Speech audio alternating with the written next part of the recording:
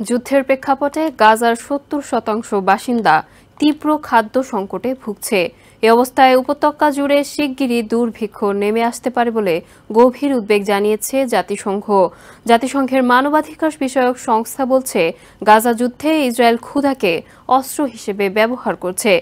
তবে এমন অভিযোগ প্রত্যাখ্যান করে গাজায় ত্রাণ সরবরাহ বাড়ানো হবে বলে আশ্বাস দিচ্ছে ইসরায়েল।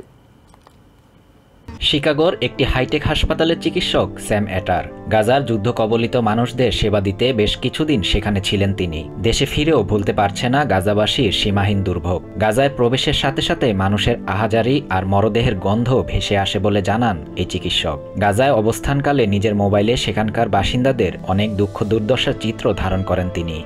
যথাযথ খাবারের অভাবে অপুষ্টিতে ভুগে হাসপাতালের বেডে কাতরাচ্ছে এই শিশু। কথাও বলতে পারছে না সে। মেয়ের জন্য কিছুই করতে পারছে না বলতে বলতে এভাবেই কান্নায় ভেঙে পড়েন শিশুটির মা। খাদ্য ও চিকিৎসার অভাবে ভোগা এই মানুষদের সেবায় আবারও গাজায় যেতে চান স্যাম। শিগগিরই যুদ্ধের হাত থেকে সেখানকার মানুষ নিস্তার পাবে এই আশা তার। শাহরিয়ার সাফাত, TVN 24 নিউজ ডেস্ক।